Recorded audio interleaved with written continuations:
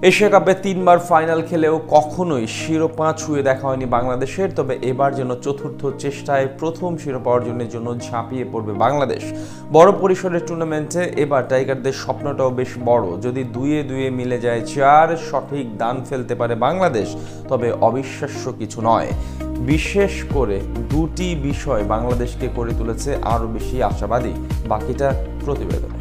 সম্প্রতি বাংলাদেশ আছে দারুণ ছন্দে। বিশেষ করে টি-20 ক্রিকেটে লিটন দাসের দায়িত্বে ছুটে চলেছে বাংলাদেশ। ঘরে কিংবা বাইরে সাফল্য আসছে সব জায়গায়। শ্রীলঙ্কাকে তাদের মাঠে 2-1 ব্যবধানে হারিয়ে আসার পর একই ব্যবধানে হারিয়েছে পাকিস্তানকে। এরপর নেদারল্যান্ডসকে হারিয়েছে 2-0 ব্যবধানে। সব মিলিয়ে তাই বাংলাদেশের আত্মবিশ্বাস যেন তুঙ্গে।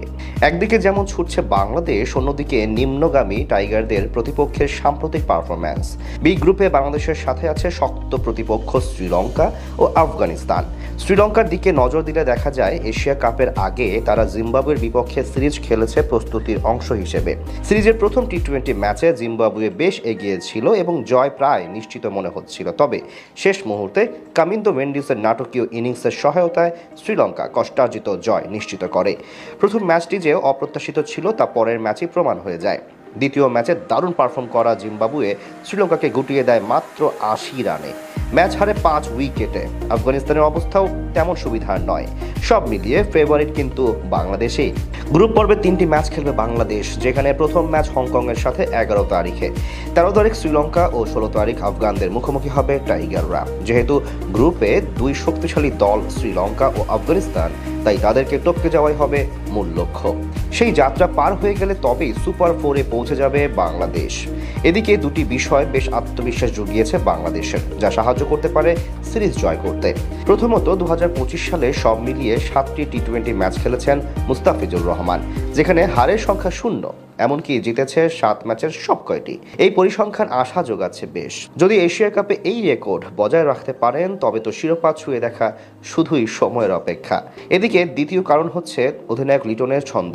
বলা হয় লিটন যখন ছন্দে থাকেন তখন তিনি হয়ে যান সবচেয়ে দৃষ্টিনন্দন ব্যাটার। নেদারল্যান্ডস টের পেয়েছে সেটা ভালো করেই। ব্যাট হাতে যেমন অসাধারণ, তেমনি একের পর এক দুর্দান্ত সিদ্ধান্ত বদলে দেয় ফলাফল ও ম্যাচের দৃশ্য।